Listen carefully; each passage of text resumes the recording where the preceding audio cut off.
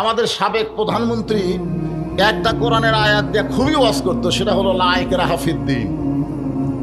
ধর্মের মধ্যে কোনো বাড়াবাড়ি নাই, ধর্ম যার তার আর উৎসব হলো সবার।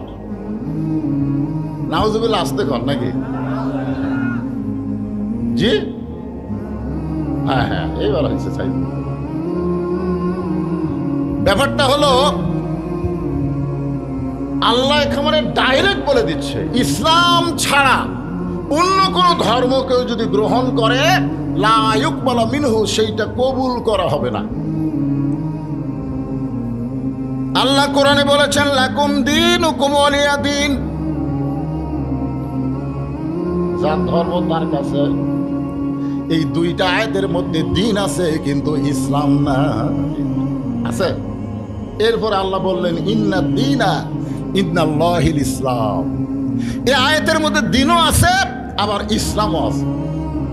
এরপর আল্লাহ যখন বললেন অমাইয়াবতাগি গয়রাল ইসলাম দীনান, মানে ইসলাম ছাড়া কোনো ধর্মই নাই। সুবহানাল্লাহ বলেন। ইসলাম ছাড়া কোনো ধর্ম, যতগুলো ধর্ম পৃথিবীতে আছে ইসলাম ছাড়া সমস্ত ধর্ম হলো ভুয়া। জোরে বলেন কি? আরো জোরে, জোরসে বলুন। ভুয়া বলেন না। আমাদের বাংলাদেশের বগুড়ার হিরো আলম বইমেলা যখন গেছিল সমস্ত দর্শক বলে ভুয়া। জোরে কোন কি? বাংলাদেশের ক্রিকেটার সাকিব আল হাসান যখন বইমেলায় তখন ভুয়া। আর একটা মোস্তাফিজ বুড়া বয়সে এক চেংড়ি বিয়ে করছে, ওর বাড়ি হলো ঠাকুরগাঁও। ও যখন বউরে নিয়ে গেছিল তখন বলে ভুয়া। আমি অবশ্য আমার ফেসবুকে একটা পোস্ট করেছিলাম যে মোস্তাফিজ বুড়া বয়সে একটা যুবতী মেয়েরে বিয়ে করলো, ও যদি বিয়ে করার পরে বউটারে পর্দার মধ্যে রাখতো তাহলে বাংলার জনগণ জানতো না এর মধ্যে ছড়ি না বুড়ি। জোরে কর কথা ঠিক। কিন্তু ওই পরিমনের মতন বেপর্দা করে নিয়ে বউরে বই মেলায় গেছে, সমস্ত লোকেরা বলতেছে ভুয়া ভুয়া ভুয়া। আসলেই তো তাই। ইসলাম ছাড়া যত ধর্ম পৃথিবীতে সমস্ত ধর্মই হলো ভুয়া ধর্ম। ধরে কোন কথা ঠিক? জন্মগতভাবে আসল ধর্মে আল্লাহ আমাদের কবুল করেছেন। খুশি না বেজার? আলহামদুলিল্লাহ। আল্লাহর প্রশংসা করার 2 নম্বর কারণ হলো ভাগ্য গুণে, কপাল গুণে আমরা একটা নেতা পাইছি। আমরা একটা কি পাইছি? নেতা পাইছি। আমাদের নবী হলেন আমাদের নেতা। একটা গান শুনছিলাম ছোটবেলায়, তখন বুঝতে পারিনি, কিন্তু এখন বুড়াকালে বুঝতেছি। আছেন আমার মুক্তার, আছেন আমার ব্যারিস্টার, শেষ বিচারের হাইকোর্টেতে তিনি আমায় করবেন পার। আমি পাপী, তিনি জামিনদার। আমি চিন্তা করলাম, আছেন আমার মুক্তার, আছেন আমার ব্যারিস্টার, শেষ বিচারের হাইকোর্টেতে তিনি আমার করবেন পার। আমি পাপী আর তিনি হলেন জামিনদার। এই তিনিটাকে দেখছেন? অনেকে কিন্তু না বোঝা কয় আল্লাহ। আসলে আল্লাহ তো হাকিম আর আমরা হব আসামি। আর আমাদের নবী আমাদের পক্ষে ওকালতি করে সুপারিশ করে জান্নাতে পৌঁছায়া দিবে। পৃথিবীতে এমন কোন নেতা আছে যাদের পিছনে চামচাগিরি করতেছে? কঠিন মহাসারে আপনার পক্ষে কথা বলবে এরকম একটা নেতা বার করেন। আমাদের নবী যখন লাইলাতুল মিরাজে জান্নাতের মধ্যে প্রবেশ করলেন, নবীর সঙ্গে একটা ফেরেশতা ছিল, নাম হলো জিবরাইল। ফেরেশতা বললেন, ইয়া রাসূলুল্লাহ, আপনি যদি জান্নাত থেকে বের না হন আল্লাহ আপনাকে জান্নাত থেকে বের করে দিবে না। আপনি যদি বার না হন আল্লাহ বার করে দিবে না। এই ঘোষণা কার? কোন জায়গায়?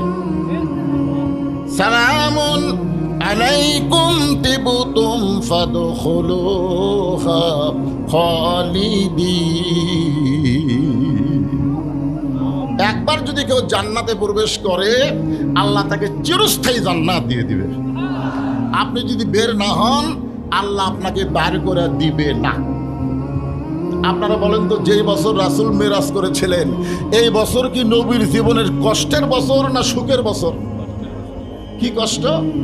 1 নম্বর কষ্ট হলো নবীর চাচা আবু তালেব মারা গেছে। দুই নম্বর কষ্ট হলো দরদের বিবি খাদিজাতুল কুবরা দুনিয়া থেকে বিদায় নিচ্ছে। তিন নম্বর কষ্ট হলো কলেমার দাওয়াত নিয়ে তায়েফে গেলে তায়েফবাসী নবীর দেহকে রক্তাক্ত করে দিয়েছে। আপনারা বলেন তো পরপর তিনটে কি কষ্ট, তারপরে কি? এই 15.5 বছর কষ্ট করছেন, মনে করছেন এরকম কষ্টের মধ্যে আল্লাহ আমাদের রাখবে না? বহু মানুষ তাহাজ্জুদের নামাজ পড়ে আল্লাহর কাছে বিচার দিয়েছে, জোরে কোন কথা ঠিক কি না? কারণ বাংলাদেশের হাইকোর্ট, সুপ্রিম কোর্ট, জজ কোর্ট, যতগুলো কোর্ট আছে সমস্ত কোর্টের বিচারপতিরা হলো ভুয়া। জোরে বলেন কি? আরো জোরে বলেন কি? তার মধ্যে কিছুদিন আগে একটা ধরা পড়ছে, নাম হলো মানকা। কলার পাতার পর ঘুম পাড়ে। আয় রে, মানকা বলেছিল টকশোতে, আমার জীবনের সবচাইতে বড় সাফল্য হলো সাইদি সাহেবকে আমি ফাঁসি দিয়েছি। আর জীবনের সাফল্য হচ্ছে আল্লামা সাইদ হুজুরকেও ফাঁসি দিয়েছে। সব বিচারক ফাঁসি দেয়নি, ওই একলাই ফাঁসি দিয়েছে। তবে আমার আফসোস হলো আমার জীবনে সাইদি সাহেবের ফাঁসি কার্যকর আমি দেখতে পারলাম। আল্লাহ কয়, মানকা তুই কি দেখবো, জনগণকে আমি দেখাই দেব। জোরে কোন কথা ঠিক? আমরা দেখেছি আলেমদেরকে অতীত সরকার, ওই স্বৈরাচারী সরকার ডান্ডে বেড়ি দিয়ে হ্যান্ডকাপ করে আদালতে নিয়ে গেছে। জোরে কোন কথা ঠিক কিনা? হ্যাঁ, আলেমদেরকে যে হাতের সঙ্গে মানুষ মুসাহাবা করার জন্য পাগল, সে হাতে ডান্ডা বেড়ি পড়াইছে। জোরে কোন কথা ঠিক কিনা? হ্যাঁ, এমনকি তারা যদি অসুস্থ হয়ে হাসপাতালে গেছে, তা হাতের মধ্যে শিকল আছে। হায় হায়, আপনার একজন বর্ষিয়ান নেতা এবং আলেম, সাবেক এমপি সোহান সাহেব, তিনি অসুস্থ হয়ে হাসপাতালে গেছিলেন। যে মানুষটাকে ছাইড়া দিলে হাত পারে পারে না, অথচ ওই মানুষের হাতে বেড়ি। এত নির্দয় ছিল, এত পাষাণ ছিল, এদের মধ্যে কোনো মানবতা ছিল না। এরা দানব হয়ে উঠেছিল। জোরে কোন কথা ঠিক কিনা? দানব মনে করেছিল এইভাবেই মনে হয় আমরা চলবো। হ্যাঁ, এই জন্যে পলানার কয়েকদিন আগেই বলেছিল, পালাবো না, এ দেশ আমার বাপের দেশ, এ দেশ আমার, পলাবো না। আল্লাহ কয় পলাবি না। বহু বছর আগে আল্লাহর ওলি বলেছেন, বাংলার মুসলমানের এমন ঝাঁকি মারবে গাছের গোড়া ধরে দিল্লির মামু গাড়িয়ে পড়বে। জোরে কোন কথা ঠিক কিনা?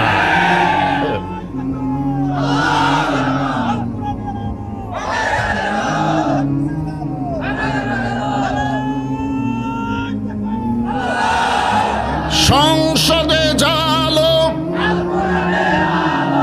আমরা আগামীতে 300 জন ভালো মানুষকে সংসদে পাঠাবো। ঠিক আছে?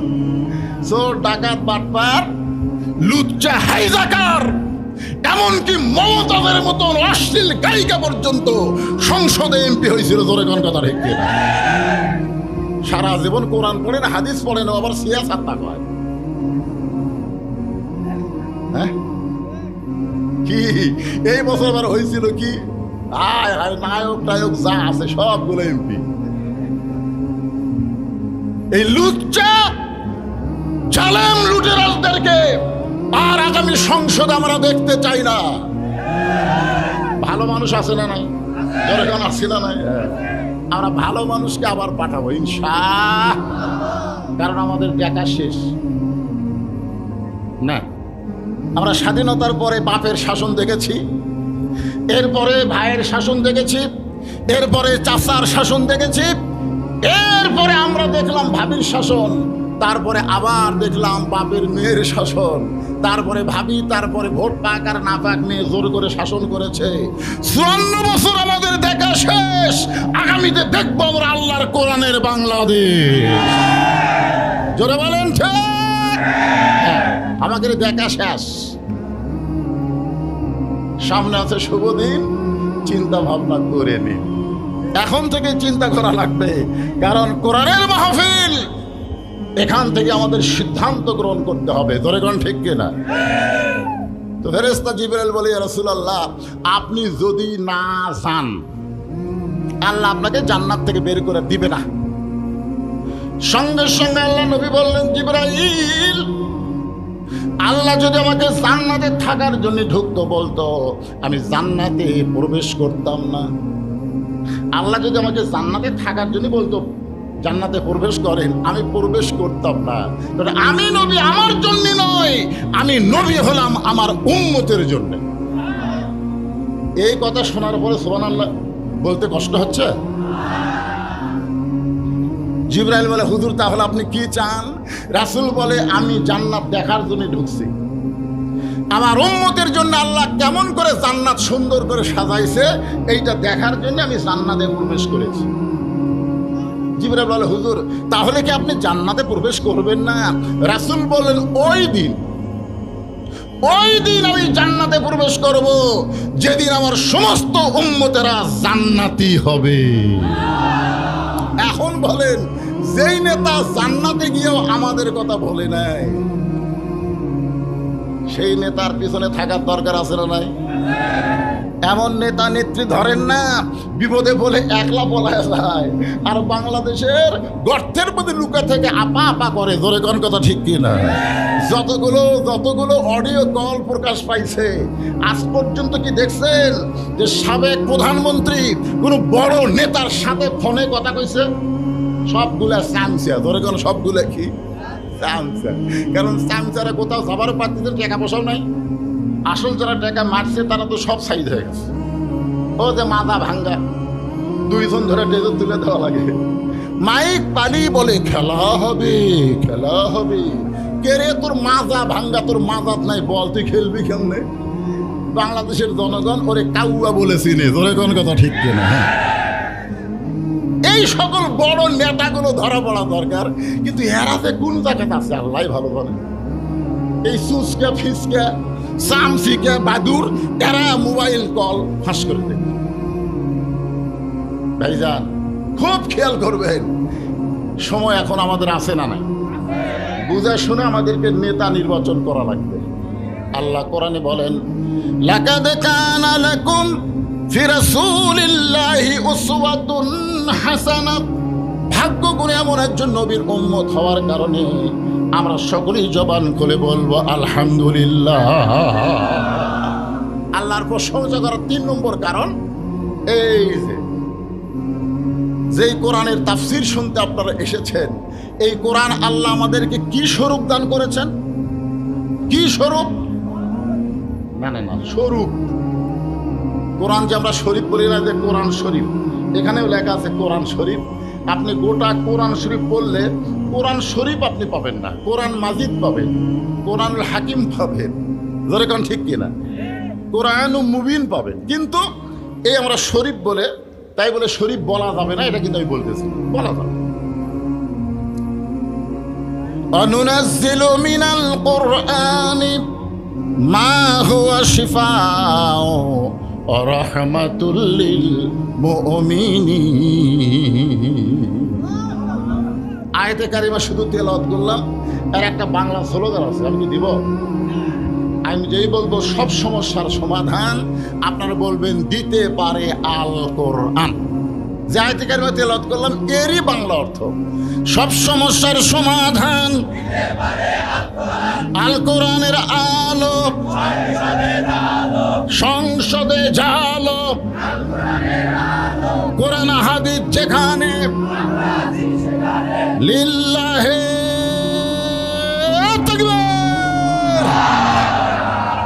এখন আসেন, আমি সেই পবিত্র কালামুল্লাহ শরীফ থেকে একটা আয়াতে কারিমা আপনাদের সামনে তেলাওয়াত করেছি। আমাদের বগুড়া জেলায় কোনো মানুষ যখন মারা যায়, এই মরার খবর শুনে সকলে বলে ইন্না লিল্লাহি ওয়া ইন্না ইলাইহি রাজিউন। আপনাদের গায়েবান্ধার খবর কি? একই খবর। কে মরলে? না, মানুষ মরলে না। কিছুদিন আগে একজন মেয়ে মানুষ মারা গেল, নাম হলো বেগম মতিয়া চৌধুরী। নাম শুনছেন আপনারা? উনি মারা যাওয়ার পরে আমি ফেসবুকে দেখলাম কমেন্টের মধ্যে 116 জন কমেন্ট করছে। কতজন? 116 জন কমেন্ট করছে। তার মধ্যে একটাও ইন্না লিল্লাহ নাই, সব হচ্ছে আলহামদুলিল্লাহ। তাহলে বোঝা গেল বাংলাদেশে এমন কিছু দল আছে যেই দলের মানুষ বললে মানুষ খুশি হয়ে আল্লাহর শুকর আদায় করে। জোরে কোন কথা ঠিক? আমরা কি তেমন মানুষ হব না? আল্লাহর কোরআন বলতেছেন, যখন আসাবাতুহুম মুসিবা, তোমাদের উপরে বিপদ আপদ মুসিবত আসবে, ক্বালু, তখন তোমরা বলবে ইন্না লিল্লাহি ওয়া ইন্না ইলাইহি রাজিউন। এই আয়াতকে আমি বাছাই নেওয়ার কারণ হলো, এখানে উল্লেখ করা হয়েছে কেন্দ্রীয় কবরস্থান। তার মানে বোঝা গেল দুনিয়ার কোনো বাড়ির জন্য আজকের মাহফিল হচ্ছে না। আজকের মাহফিল হচ্ছে মরে গেলে আমরা কোথায় যাব সে গোরস্থানকে নিয়ে। ঠিক কিনা বলেন? কথা বলেন। কিন্তু যেদিন ডাক পড়িবে কবর মাঝে যাইতে, জোগাড় কিছু করছো বন্ধু তার মাঝে বিছাইতে। এই যুবকেরা, এই মশান মারতেছ,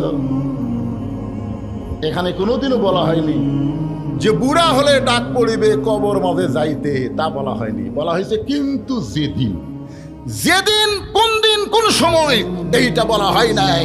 আমরা বিশ্বাস করব যে কোনো সময় ডাক পড়তে পারে। জোরে গান ঠিক না? কি নিয়ে যাবেন কবরে?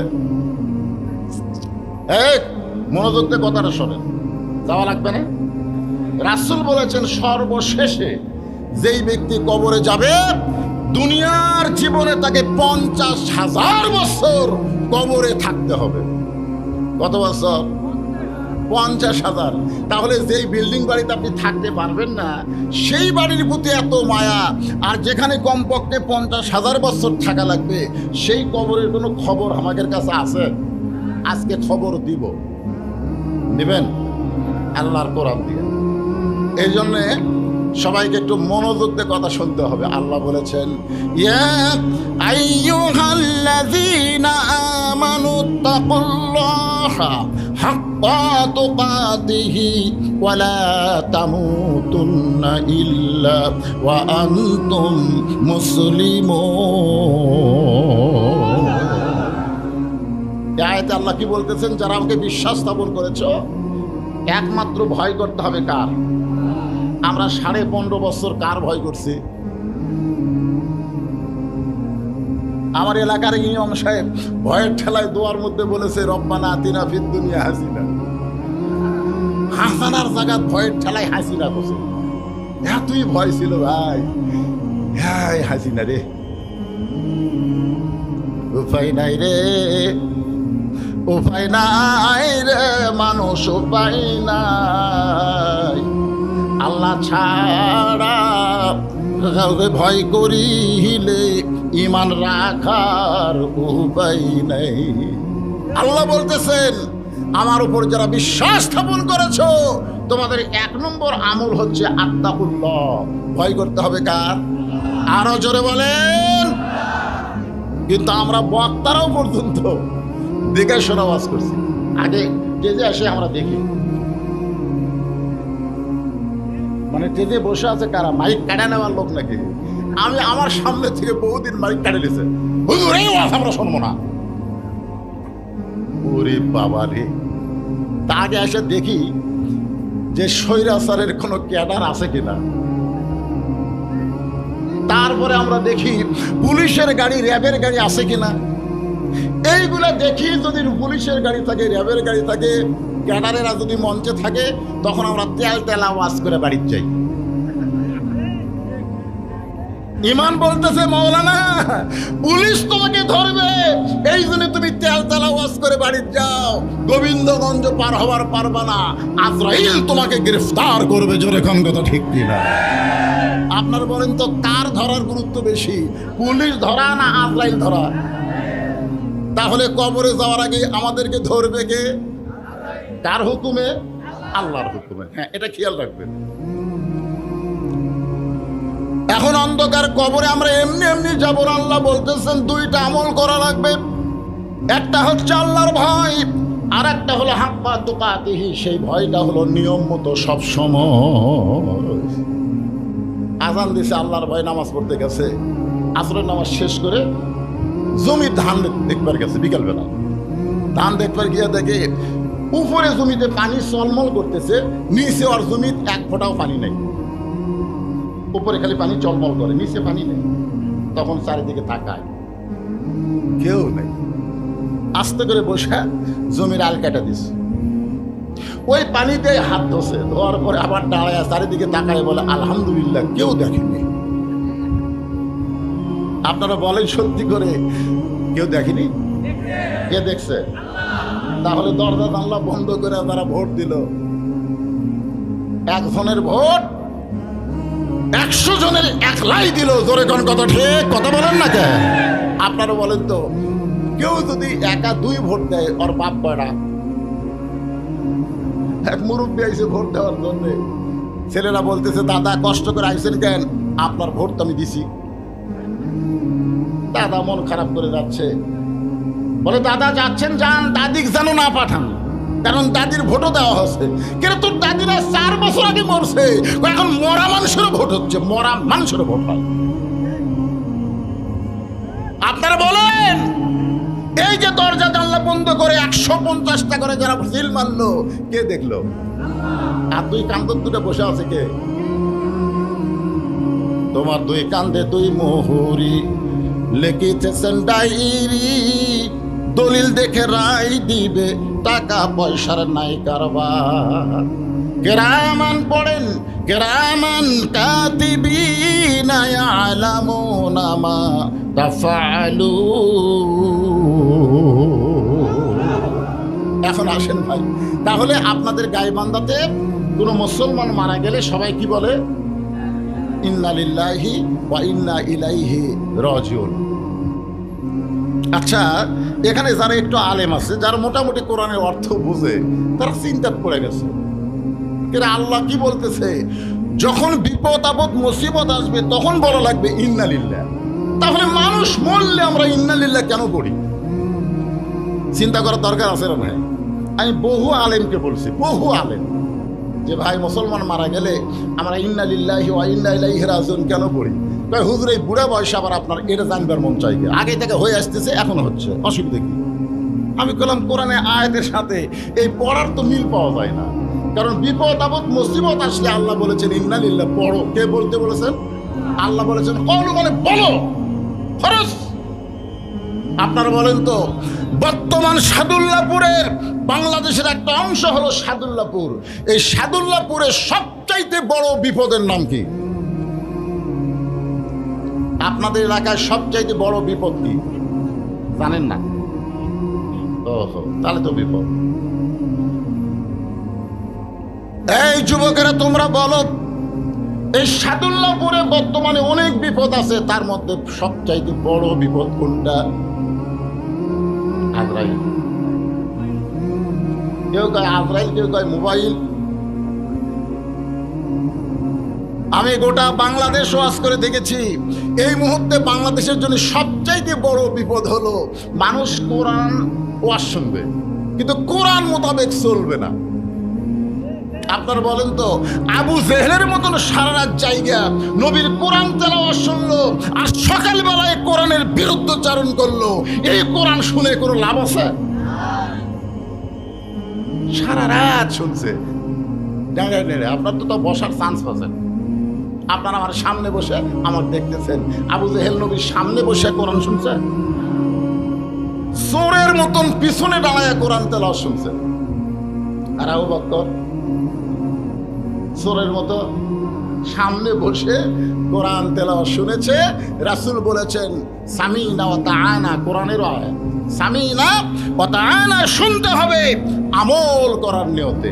এখন সবচেয়ে বড় বিপদ হলো কোন বক্তা কোন ঢঙ্গে ওয়াজ করে, কোন বক্তার ওয়াজ মানুষ কেমন শোনে, এইটা নিয়ে চর্চা হয়, কিন্তু আল্লাহর কোরআন কিভাবে চলতে বলতেছে এই চর্চা বাংলাদেশের মুসলমানের নাই। ধরে কোন কথা ঠিক? জাবিয়াল বলবে এখানে তো বহু বক্তাইছে, বলতো এই বছরের মধ্যে কার ওয়াজ সারছে, এইটা বলবো। ভাইজান, এটা হলো সবচাইতে বড় বিপদ। কোরআন শুনবে কিন্তু কোরআন আন্দোলন আনবে না, কোরআনের দল করবে না, কোরআনকে বাস্তব জীবনে আমল করবে না, এটাই হলো সবচাইতে বড় বিপদ। জোরে কোন কথা ঠিক কিনা?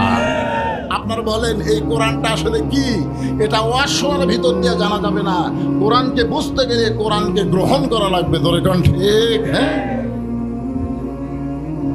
আল্লাহর কোরআনকে যখন কেউ গ্রহণ করবে তখন তার চরিত্রটা কেমন হবে এইটা বোঝানোর জন্য আমি আপনাদের বলতেছি, কোরআনের শাসক বাংলাদেশের মতন ৯৬টা দেশের খলিফা, নাম হলো হযরত উমর।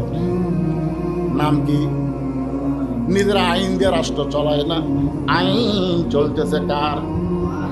সবসময় বিশ্বাস করে তাবারাকাল্লাযী বিয়াদিহিল মুলক, গোটা পৃথিবীর রাজত্ব, কর্তৃত্ব, মালিকানা একমাত্র তার হাতে। ওয়া হুয়া আলা কুল্লি শাইইন কাদির, একমাত্র সমস্ত ক্ষমতার মালিক কে? আর আমাদের বাংলাদেশে ১৫.৫ বছর আওয়ামী লীগ ক্ষমতাটা ছিল রে। এখন সামনে কে যাবে? কার হাতে ক্ষমতা? একদল বলতেছে বিএনপি যাবি রে, আওয়ামী লীগ যদি না দাঁড়ায় বিএনপি যাবি রে, বিএনপির হাতে ক্ষমতা যাবে। আসলে ক্ষমতা কার হাতে? জোরে বলেন। কেউ যদি কোনো সময় বলে আওয়ামী লীগ ক্ষমতায় আছে, বিএনপি ক্ষমতায় আছে, অমুক দল ক্ষমতায় আছে, বলা মাত্র সে মুশরিক হয়ে যাবে। ক্ষমতার মধ্যে কোনো ভাগাভাগি চলবে না, একমাত্র ক্ষমতা আমার আল্লাহর। জোরে বলেন কথা ঠিক কিনা? ক্ষমতা যদি আওয়ামী লীগের হাতে থাকে যে পলালো কেন? এই কথা বলেন, পলালো কেন? তোমরা জানো না আল্লাহ বহু আগেই বলে দিয়েছে। কি বলেছেন? তুযিল্লু মান তাশা ওয়া তুইজ্জু মান তাশা ওয়া তুযিল্লু মান তাশা বিয়াদিকাল খায়র ইন্নাকা আলা কুল্লি শাইইন কাদির। সম্মান দেওয়ার মালিককে, সম্মান দিয়া চেয়ারে বসানোর মালিককে, আবার অপমান করার মালিককে, ঘাট ধরে নামানোর মালিককে, ভালো মন্দর মালিককে, সমস্ত ক্ষমতার মালিককে। তাহলে তুমি কোন আক্কেলে কইলে ৪২ সাল ৪১ সাল পর্যন্ত কোন আক্কেলে কইলে? তুমি ৪ তারিখই জানো না ৫ তারিখ তোমার কি ঘটবে। জোরে কোন কথা ঠিক? আরে আফসোস, সময় চাইছিল, সময় চাইছিল ২টা ঘন্টা আমার ৪৫ মিনিট দেওয়া হলো। নিজে ভাত টাক করছে ১২ আইটেম দিয়ে, সেটা খাওয়া পর্যন্ত হলো না, মামু বাড়ি গিয়ে খাওয়া লাগলো। জোরে গান কথা ঠিক? তাহলে আজকে বিশ্বাস করেন ক্ষমতার মালিককে? আওয়ামী লীগের কোনো ক্ষমতা নাই, বিএনপির কোনো ক্ষমতা নাই, ইসলামী দলের কোনো ক্ষমতা নাই, সমস্ত ক্ষমতা একমাত্র কার? এটা বিশ্বাস করা লাগে দাদা। ৪ সালে গল্প করবেন, সামনে কে ক্ষমতা আসতেছে, সামনে কে ক্ষমতা আসতেছে। কি মন খারাপ করতেছে? ইন্না লিল্লাহর উপর তাফসীর হবে। মরে গেলে কবর দিয়ে ও গোরস্থান বানাছে, গোরস্থান। এটা হবে ২০১৮ সালে সাপাহারে এক হিন্দু মুসলমান হলো আমার হাতে। আমাকে বলে হুজুর কলমা পড়ে দেন, মুসলমান হবো। মুসলমান হওয়ার পরে আমি হিন্দুটাকে বললাম, বাজান তুমি মুসলমান হলে কি দেখে? হিন্দু বলতে হুজুর আমার বাপ মাও দেখে। তোমার বাপ মাকে দেখে তুমি মুসলমান হলে? আমার বাপ মা মারা গেলে আগুন দিয়ে পোড়া হয়েছে হুজুর। আমার বাবাকে কাঠের খড়ির উপর যখন রাখা হলো, বাবার পা পিছন দিকে ছিল, সেই পা টেনে নিয়ে এসে ভাঙলো। পাও যখন সোজা হয় না তখন পাও ভেঙে ফেলে দিয়ে তার উপর মোটা মোটা কাঠ দিয়ে আগুন ধরানো হলো। আমি একজন হিন্দু, আমার বাবা মরার পরেও তাকে আগুন দিয়ে পুড়ে শাস্তি দিয়ে দুনিয়া থেকে ভস্মীত করা হলো। আমি একজন মুসলমানের মরা দেখেছি, মরার পরে তাকে কত যত্ন করে গোসল করায়া, তাকে কাপড়ের কাপড় পরায়া, তার জানাজা করে যখন গোরস্থানে দাফন করা হয়, এই দৃশ্য দেখার সঙ্গে সঙ্গে আমি বললাম একমাত্র জাত হলো মুসলমান জাত। জোরে কোন কথা ঠিক কিনা? আমি হিন্দু ধর্মকে আমার অন্তর থেকে বের করে দিয়ে আমি মুসলমান হলাম। দেখছেন, আর কিছুই দেখেনি, খালি মুসলমানের গোরস্থানে দাফন করা দেখে ওই মুসলমান হয়ে গেছে। বুঝতে পারতেছেন না আপনি কোন জাত?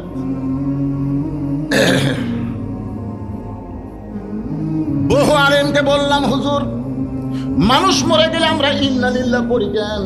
আলেমরা সবাই বলে সবচাইতে বড় বিপদ হলো মরা। সবচাইতে বড় বিপদ কি? মরা। এজন্য মরার খবর শুনে আমরা ইন্না লিল্লাহ। আমি চিন্তা করে দেখলাম এ কথা হয় না। মুরব্বি কি বুঝতেছে? সবচাইতে বড় বিপদ মরা, তাহলে আবু সাইদ জীবন দিল কেন? মরাই যদি সবচাইতে বড় বিপদ হয়, আবু সাইদের জীবনের বিনিময়ে বাংলাদেশ আবার স্বাধীন হয়েছে। জোরবারের কথা ঠিক কিনা? মরা বিপদ। আবু সাইদের বাপ মা খালি মশান মারতেছে, এই পয়সা থাকলে কি খাতাম না খাতাম, মরে যায় না ভালো হলো। যাই আসতেছে এক গাড়ি করে টাকা দিয়ে যাচ্ছে, ফল টল নিয়ে এসে মুরব্বী। মরা বিপদ না, আবু সাইদের বাপ মা ভাই ভাবির জন্য মরাটাই হলো সবচাইতে রহমত। ঝরে কোন কথা ঠিক কিনা? যদি মরার মতন মর, যদি মরার মতন মর। আমি একটা দৃষ্টান্ত দিই, তাহলে বুঝতে পারবেন। আল্লাহর জন্য মস্ত বড় পয়গম্বর, নাম হলো মুসা কালিমুল্লাহ। জোরেকার নাম কি? তিনি একদিন তুর পর্বতের কিনারায় গিয়ে দাঁড়ায় আছে। আল্লাহ বলে, মুসা তোমার খবর কি? মুসা বলতেছে আলহামদুলিল্লাহ। আল্লাহ কয়, মুসা কি জন্য দাঁড়িয়ে আছো পাহাড়ের কিনারায়? বলে, আপনাকে একটা প্রশ্ন করব, তার উত্তর শোনার জন্য। আল্লাহ বলে, মুসা কি প্রশ্ন? মুসা বলতেছে, আল্লাহ আমার যা আছে তোমার তা নাই। আল্লাহ কয়, মুসা ঠিক হইলি? আমার যা আছে তোমার তা নাই। আল্লাহ বলে, মুসা এমন কথা বলা ঠিক না, আল্লাহর সাথে কারো তুলনা চলে। মুসা বলতেছে, আল্লাহ ভালো করে শোনো তো আগে, আমার যা আছে তোমার তা নাই, সেটা কি জানো? আল্লাহ বলে, সেটা কি? মুসা বলতেছে, আল্লাহ আমার মৃত্যু আছে কিন্তু আপনার মৃত্যু নেই। আল্লাহ কয়, ঠিকই তো তাই রে। মুসা বলতেছে, আল্লাহ যতই মশান মারো তুমি মারতে পারবা কিন্তু মরতে পারবা না। মরার যে কি মজা সেটা আমি পাবো কিন্তু তুমি পাবা না। মরার যে কি মজা, কুল্লু নাফসিন যায়িকাতুল মাউত। যায়িকাত শব্দের অর্থ হলো স্বাদ, মজা। মরার যে কি মজা সেইটা আমি মুসা পাবো কিন্তু তুমি পাইবা না। আল্লাহ বলে, মুসা মৃত্যু তোমার কাছে কেমন মনে হয়? মৃত্যু তোমার কাছে কেমন মনে হয়? মুসা বলতেছে, আল্লাহ দুনিয়ার জীবনে যত নিয়ামত আমাকে দান করেছেন তার মধ্যে উত্তম নিয়ামতের নাম হলো মৃত্যু। সবাই সুবহানাল্লাহ বললেন না? বুঝতে পারেন? মুসা বলতেছে, আল্লাহ আমাকে যত নিয়ামত দিয়েছেন, আমাকে নবী বানাইছেন, এটা আপনার নিয়ামত। আমাকে কালিমুল্লাহ ডিগ্রি দিয়েছেন, এটাও আপনার নিয়ামত। যত নিয়ামত আপনি আমাকে দিয়েছেন তার মধ্যে উত্তম নিয়ামতের নাম হলো মৃত্যু। আল্লাহ মুসা মানুষ মরবারই চায় না। মানুষ মরবার চায়? দেখবেন বুড়িয়া থুড়া ভাঙ্গা চুড়ে, তারপরেও মরার কথা বললে আল্লাহ। স্বামীর হজে ক্যান্সার রোগ, 1 মাস পরেই মারা যাবে। বউ খালি সমানে কান দেয়, বলে, আল্লাহ আমার হায়াত স্বামীর দাও, স্বামীর মৃত্যু আমাকে দাও। স্বামী কয়, পাগলি যতই কান দেখ রে, যতই কান দেখ, আমার এমন একটা বেদি হয়েছে আমি আর বাঁচবই না। বলে, না আমি আল্লাহকে বলতেছি, আল্লাহ আমার হায়াত স্বামীর দাও, স্বামীর মৃত্যু আমাকে দাও। স্বামী বউয়ের কপালে হাত দিয়ে বলে, মরে যাচ্ছি কিন্তু এমন একটা বউ রেখে যাচ্ছি যে বউ তার জীবনের চাইতে আমাকে বেশি ভালোবাসে। আসলে কি বাস্তব? রাত্রেবেলা স্বামী স্ত্রী এক ঘরের মধ্যে ঘুমাইছে, ওই বাড়িতে একটা ষাঁড় গরু আছিল, আইডিয়া গরু। ওই দড়ি ছেঁড়া বের হয়েছে খাবার জন্য, কিন্তু দরজা বন্ধ, বাহিরে যাওয়ার পারে নাই। বাড়ির মধ্যে খুঁজে দেখে বারান্দার একটা সিলভারের পাতিলের নিচে সিটেলেন। এখন ষাঁড় গরু লালি খাওয়ার ধরে পাতিলের তলে মুখ লিবার পায়, কিন্তু এই শিং বেঁচে যায়। পাতিলের কান্নার মধ্যে শিং বেঁধে যায়। জোর করে যখন খাবার চাইছে, ছোট ছোট শিং তো ঢুকে গেছে। লালি হাতে পাইছে, লালি খাওয়া শেষ, কিন্তু পাতিল আর মাথা ছাড়ে না, করতেছে কিন্তু না। আপনি বলেন দুই শিং যদি পাতিলের কান্দার মধ্যে আটকে যায় আয়না কি তখন দেখতে পায়? একটা অন্ধ হয়ে স্বামী স্ত্রী যে ঘরে ঘুমাইছে ওই ঘরের মধ্যে হো হো করে ঢুকছে। বসিল্লা বলে বাবা আজরাইল ঢুকছি যখন তাহলে আমার স্বামীর কাছে যাবো, কারণ আমার স্বামী হলো ক্যান্সার রোগী। স্বামী কয় কে রে বউ কি হয়েছে? বউকে আজরাইল আইছে তো তোমারে দেখাই দিলাম। স্বামী কয় দিনের হলো না কইলি আপনার মৃত্যু আমাকে দেখ, আমার হায়াত আল্লাহ আপনাকে দেখ। বউ বলে মৃত্যুর কথা মুখে বলা যায় কিন্তু অন্তর থেকে মৃত্যু কেউ চায় না। ধরে কোন কথা ঠিক? আল্লাহ বলে মুসা মৃত্যু তোমার কাছে পছন্দ হওয়ার কারণ কি? মৃত্যু তোমার কাছে নিয়ামত মনে হওয়ার কারণ কি? মুসা বলতেছে আল্লাহ কারণ হলো তিনটা। ধরে বলেন কয়টা? আরো জোরে। এক নম্বর কারণ হলো না মরলে জান্নাতে যাওয়া যাবে না। এত সুন্দর জান্নাত আপনি বানায় রাখছেন, সেই জান্নাতে যদি যাবার চাই মরা ছাড়া জান্নাতে যাওয়ার কোনো রাস্তা। আপনারা কি জান্নাতে যাবার চান? কারা কারা যাবার চান? আল্লাহকে একটু হাত দেখেন তো দেখি। লিল্লাহে তাকবীর। এবারে হাত তোলেন না কে? যাবার চাচ্ছেন না? ঘুম ধরছে? হাত নামান, হাত নামান। এখন জান্নাতে যদি যাবার চান, সত্যি আপনারা যাবার চান, আপনারা কি জীবিত অবস্থায় যাবার পারবেন না মরা লাগবে? জোরে বলেন মরা লাগবে। তাহলে জান্নাতে যদি যাবার চাই কি চাই? সকলে বলেন মরতে চাই। জান্নাতে যাবার চাইলে কি চাই? আরো জোরে জোরসে বলুন। ফেরেশতা কয় আল্লাহ জীবনে বহু মাহফিলে গেলাম কিন্তু মরতে চাই মরতে চাই মিছিল তো কোনো মাহফিল হয় নাই। আল্লাহ বলে ফেরেশতা সাক্ষী থাক যে বাংলার মুসলমান মরাকে নিয়ে কোনো টেনশন করে না, ওই বাংলাদেশে হাসিনার মতন স্বৈরাচারী জালেমার ক্ষমতায় কোনোদিন বসবে না। ধরে কোন কথা দেখতে আমরা এতদিন আল্লাহ বাদ দিয়ে হাসিনার ভয় করার কারণ হলো আমরা মরবার চাই না। ধরে কোন কথা কথা কন না কেন? কথা কন না কেন? আপনি যতই চেষ্টা করেন বাতিলের সঙ্গে আপোষ করে বাঁচার, আপনি বাঁচতে পারবেন না। নির্দিষ্ট সময় হলে আপনাকে মরা লাগবেই। জোরে কোন কথা দেখতে। তাহলে মরা যদি লাগে তো খামাখা আপোষ কার সাথে? কথা কয় না। আপোষ কার সাথে? নমরুদের আগুনের চুলার দিকে আমাদের জাতির পিতা আপোষ করে নাই, আপোষ করেছে আল্লাহর সাথে। ধরে কোন ঠিক কিনা? নমরুদ কালে বারবার কয় ইব্রাহিম যে আগুনের চুলা জ্বলাইছি একবার তাকায় দেখ, একবার তাকায় দেখ। চরকের রশি যখন টান মারবো আগুনের চুলার মধ্যে পড়ে তুই পুড়ে ছাই হয়ে যাবি। ইব্রাহিম একবার কি বলবা না আমার আগুনের চুলার দিকে তাকায়া? ইব্রাহিম আল্লাহর দিকে তাকায়া বলতেছেন হাসবি আল্লাহু নিমাল ওয়াকিল ওয়া নিমাল মাওলা ওয়া নিমান নাসির। কে রে নমরুদ? নমরুদ তুই আগুনের চুলা বানাইছিস, পুরানোর ক্ষমতা তোর হাতে নাই। পুরানোর ক্ষমতা কার হাতে? আমি সে আল্লাহর দিকে তাকাইছি। আমাদের সকলের মৃত্যু হবে অনিবার্য। মৃত্যু যখন হবে এই মৃত্যু যেন সাধারণ মৃত্যু না হয়, এই জন্য আমার আল্লাহর দিকে তাকায় থাকার দরকার আছে না নাই? আল্লাহ বলেছে লা তামুতুন্না ইল্লা ওয়া আনতুম মুসলিমুন। তাহলে জান্নাতে যাইতে গেলে মরা লাগবেই। একটা দৃষ্টান্ত শুনলে আপনাদের কাছে ক্লিয়ার হয়ে যাবে। এই মাঝখানের ডানা গে কি? এই এরাই তো হলো কিশোর গ্যাং। কিশোর গ্যাং তিনটা ছেলে একসঙ্গে দাঁড়াচ্ছে। এরা যদি খালি বাইরে যায় এদেরকে আপনি চেনেন? হায় আমাদের কিশোর আর এই যুবকদেরকে সাইজ করবার গেলে আল্লাহর কোরআনের আইন ছাড়া এদেরকে সাইজ করা যাবে না। ধরে কোন কথা শিক্ষে না।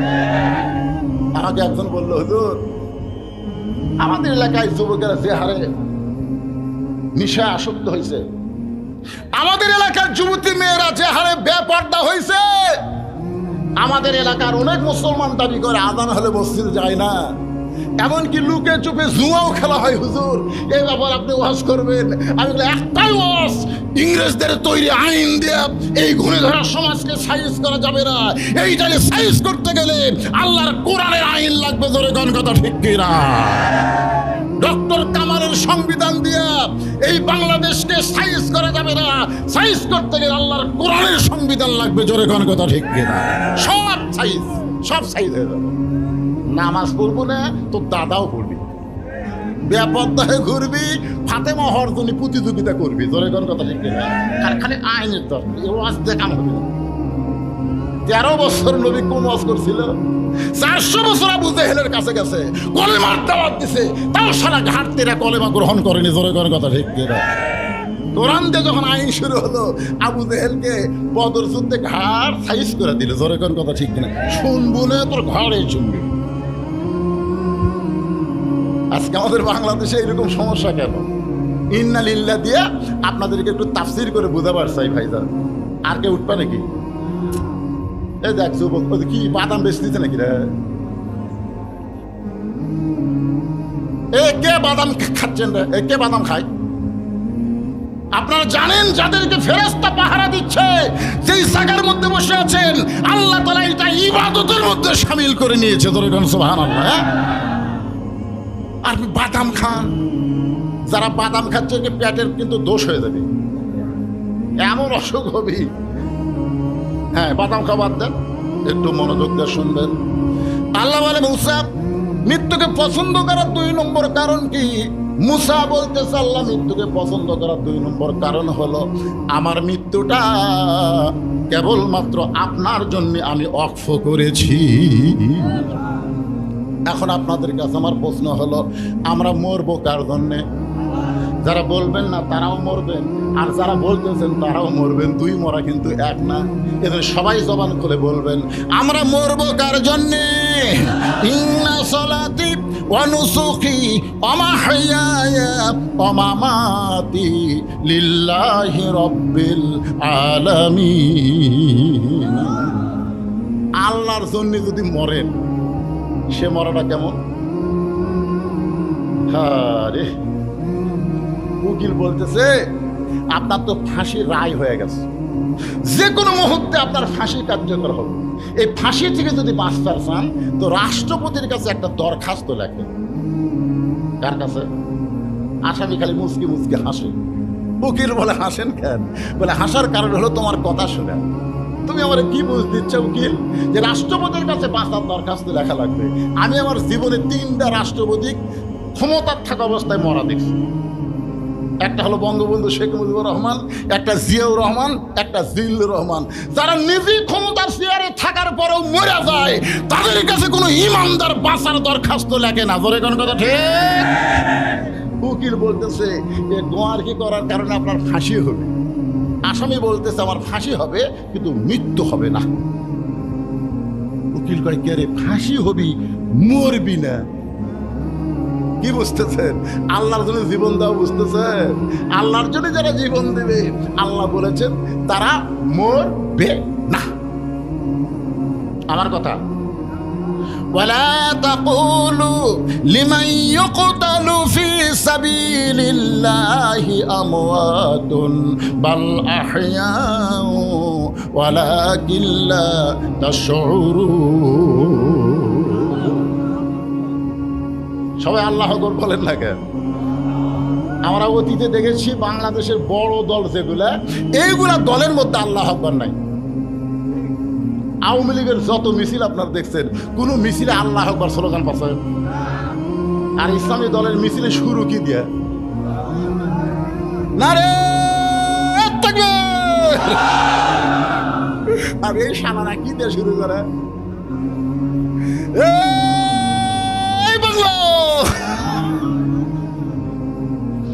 পিনাকি ভট্টাচার্য ইউটিউব চ্যানেল আপনারা দেখছেন, আজকে জয় বাংলা করে দেবো। তো এখন কি বাংলা? জয় বাংলা মানে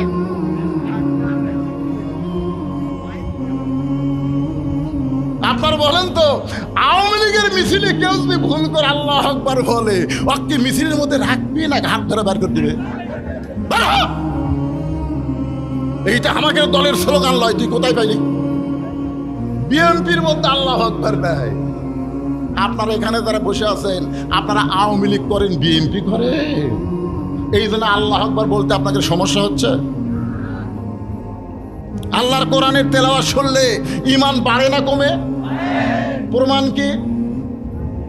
আল্লাহর কোরআন। ওয়াইজা তুলিয়াত আলাইহিম আয়াতুহু জাদাতুহুম ঈমানা ওয়া আলা রাব্বিহিম ইয়াতাওয়াক্কালুন। একটু মনোযোগ দিয়ে শুনবেন।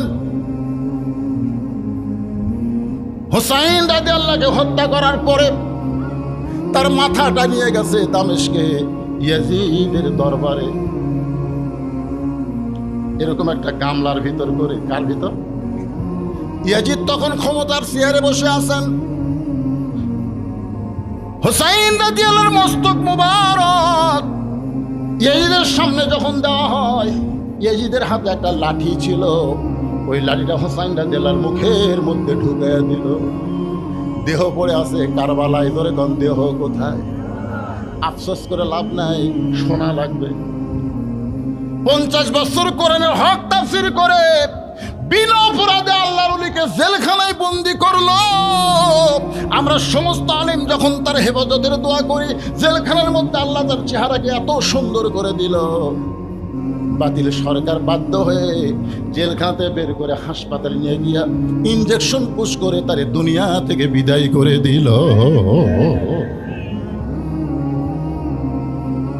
আল্লাহর বান্দারা শোনেন, বাংলাদেশের ময়না পাখিগুলোকে ধরে ধরে খাঁচায় বন্দি করে, আর কাউয়ার মতন কাউয়াকে তারা বাহিরে থাকার অবকাশ দিয়ে দেয়। ধরে কোন কথা ঠিক কি না? আবার সোনার ময়না পাখি, আফসোস করে লাভ আছে। ইতিহাস ইতিহাস ক্ষমতার চেয়ারে বসে লাঠি হুসাইন রাদিয়াল্লাহর মুখের মধ্যে ঢুকে দিছে। দেহ পড়ে আছে কারবালায়, মাথাটা নিয়ে গেছে। সেই মাথাটাকেও অসম্মান করার জন্য মুখের মধ্যে লাঠি ঢুকাই বলে, হুসাইন তুই শেষ। জিদ করে নানার ইসলাম প্রতিষ্ঠা করবি, আজকে ইয়াজিদ আমি বহাল তবিয়তে, তুই শেষ হয়ে গেছিস। ইয়াজিদের সামনে যতগুলো মুসলমান ছিল সবাই মাথা নিচু করে বসে আছে, কারণ লোকমা দিলি তাকে শেষ করে দিবে। একজনও মাথা তোলে না। আবু সাইদ চিন্তা করে, কেউ তখন মাথা তুলতেছে না। সবাই যখন বাতিলের ভয়ে আল্লাহর ভয় ভুলেই গেছে, ঠিক ওই সময় শুধু মাথাই তুললেন না, 2 হাত বসায় দিয়ে বললেন, মার মার। এরকম জুলুমের অন্ধকারে বেঁচে থাকার কোনো লাভ নাই। ইমানের সাথে জীবন দিয়া আল্লাহর নূরানি ইমানের আলোতে আমি যাবার চাই। ধরে কোন কথা ঠিক? আবু সাইদের দেখানো পথে 1500 ছাত্র জনতা জীবন দিল। এত বছর আমাদের এত দল ছিলাম, স্বৈরাচারের কিছুই করতে পারি নাই। আল্লাহ কয় রক্ত পড়েছে জমিনে, অস্ত্রের ভয় দেখেও আমার ইমানদারেরা আর লড়বে না। একজন পুলিশের আইজিপি স্বরাষ্ট্রমন্ত্রীকে বলতেছে, কি করব স্যার? সমানে গুলি করবেন। লাভ নেই, লাভ নাই তো। গুলি করি যেটা মরে, ওই জায়গা ফাঁকা হলে আর একজন দাঁড়ায়, কেউ বাবারে মারল রে, এই কথা বলে কেউ পালায় না। তাহলে আমরা কি করব? যখন বুঝতে পেরেছে বাতিলের সঙ্গে আপোষ করে বাঁচার চাইতে ইমানের সাথে জীবন দেওয়া অনেক ভালো। ধরে কোন কথা ঠিক? সবাই মাথা নিচু করে আছে ইয়াজিদের কাছে। আপনারা বলেন, আসরের ফরজ নামাজ কয় রাকাত? 3 রাকাতে যদি কেউ বসা লাগবে 2 রাকাতে না 4 রাকাতে, কিন্তু বসে গেছে 3 রাকাত। এখন আপনারা যদি মনে করেন ইমাম সাহেব টাইটেল পাস, দাওরা পাস, এতদিন 4 রাকাত পড়াছে, আজকে 3 রাকাত পড়াছে, আমরাও পড়বো। আপনার এখন নামাজ হবে, ধরে এখন নামাজ হবে। সবাই যখন বসে আছে, শেষ কাতারে একজন মুসল্লি ভ্যান চলায়, অটো ভ্যান চলায়, ওই এখন বলছে আল্লাহু আকবার, আল্লাহু আকবার, মানে লোকমা দিছে। 3 রাকাতে বসা যাবি না তো, হুজুর আপনি বসলেন কেন? আল্লাহু আকবার, দাঁড়ান। ইমাম সাহেব বলতেছে মনে মনে যে আমি স্বৈরাচারী হচ্ছি, ভোট ছাড়াই ক্ষমতা থাকবার চাই। তোর এখন কথা ঠিক কিনা? ওই আল্লাহু আকবার শব্দ শুনে সব মুসল্লি খাড়া হয়েছে, কিন্তু ইমাম দাঁড়ায় না। এখন আপনাদের কাছে আমার মন জানতে চায়, সমস্ত মুসল্লি কি ইমামের পক্ষে থাকবে না ভ্যানালার পক্ষে যাবে? কেন যাবে? কারণ ভ্যানালা যেটা করতেছে সেটা নিজের কাজ না। নেতা ভুল করলে তাকে লোকমা দিয়ে সাইজ করা হলো ইমানের দায়িত্ব, ধরে কোন ঠিক কিনা? কিন্তু কেউ সাইজ করে না, সবাই মাথা নিচু করে। তার মানে বোঝা গেল ইয়াজিদ যা করবে তাই, বাধা দেওয়ার কেউ। এমন সময় 80 বছর একজন বুড়া সাহাবী, 80 বছর একজন বৃদ্ধ মাজায় লাঠি ভর দিয়ে দাঁড়ায় গেছে। লাঠি ভর দিয়ে দাঁড়ায় বলতেছে, ইয়াজিদ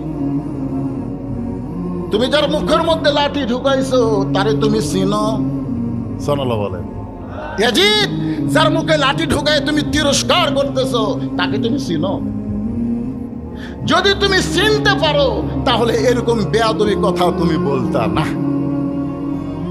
আজকে যে আলেমদেরকে তুমি ইয়াজিদের মতন স্বৈরাচারী হয়ে বিনা অপরাধে জেলখানায় ঢুকাইছো, অনেক আল্লাহর কোরআনের নেতাদেরকে বিনা অপরাধে তুমি ফাঁসির মঞ্চে নিয়ে গেছো, ধরে কোন কথা ঠিক কিনা? তুমি কি তাদের চিনো? চিনো না। একই অবস্থা। ওই বুড়ো সাহাবীর নাম হলো আনাস ইবনে মালিক। জোরে বলেন বুড়াটার নাম কি? আনাস ইবনে মালিক। ঠিক মতো দাঁড়াবার পারে না, লাঠি ভর দিয়ে দাঁড়ায় বলতেছে, ইয়াজিদ তুমি যার মুখে লাঠি দিয়ে তিরস্কার করতেছ তারে কি তুমি চিনো? চিনো? আমি একাধারে 10 বছর আল্লাহর নবীর খাদেম ছিলাম। সুবহানাল্লাহ বলেন। ওই বুড়া সাহাবী বলতেছে, আমি একাধারে 10 বছর আল্লাহর নবীর খেদমত করেছি। নবী ফরজ নামাজগুলো মসজিদে জামাতের সঙ্গে আদায় করতেন, নিজে ইমামতি করতেন, আর সুন্নাত নফলগুলো আল্লাহর নবী বাড়িতে পড়ায় পছন্দ করতে। ফরজগুলো নবী কোথায় পড়তেন? জোরে বলেন কোথায়? মসজিদে। আর সুন্নাত নফলগুলো বাড়িতে পড়তেন। আল্লাহ রাসূল বলেছেন, বাড়িকে তোমরা ভূতের বাড়ি বানায়ো না। বাড়িকে মাঝে মধ্যে নামাজ পড়া দরকার আছে না? কোন নামাজ? ফরজ।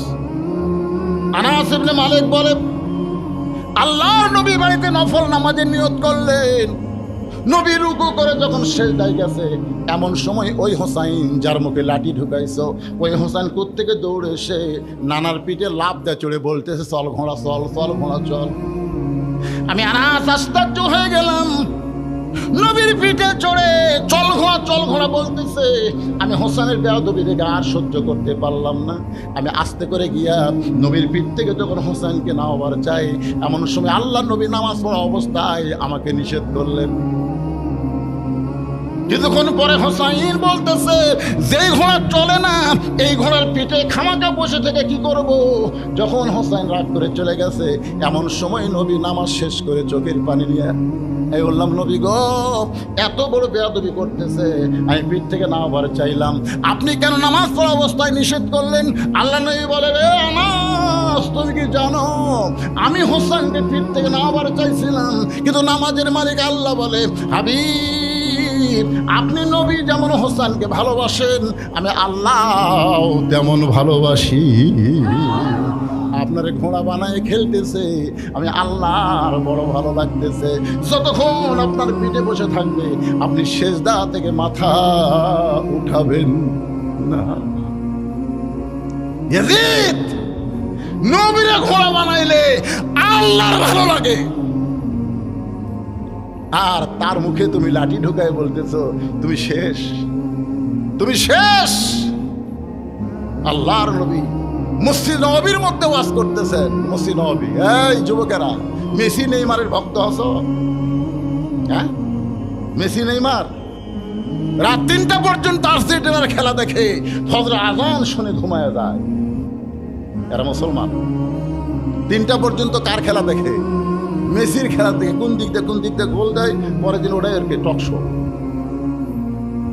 আর 3টার সময় সালাতো, 3টার সময় ঘুমায় যায়, আর সালাতো খায় নাম শোনার পরে চেতন পায় না। ও কি মুসলমান? কথা বলেন মুসলমান। লা সালাত লা দীনা, যার নামাজ নাই তার কোনো ধর্ম নাই। বাইনাল আবদি ওয়াল কুফরি তরকুস সালাত, বান্দার কাফেরের মধ্যে পৃথক করার জিনিস তার নামই হলো নামাজ। এখন আপনারা বলেন হুজুর যৌবনকালে পড়তেছে না, বুড়া বয়সে পড়বে। ঘুষের চাকরি যতদিন করতো ততদিন তওবা করেনি, যেই চাকরি গেছে তখন আল্লাহর কাছে বলতেছে, আল্লাহ আজ থেকে আমি আর ঘুষ খাবো না, আল্লাহ আমি আর ঘুষ খাবো না। আল্লাহকে ইয়ার কি মারিস, যতদিন তোর ঘুষের চাকরি ছিল ততদিন তুই তওবা করিসনি, চাকরি গেছে আর তওবা করতেছিস। বুড়া বয়সে কাঁদতেছে আর বলতেছে, আল্লাহ আমি আর চুরি করব না, আমি আর চুরি করব না। আল্লাহ বলতে তুই চুরি করে পারবো?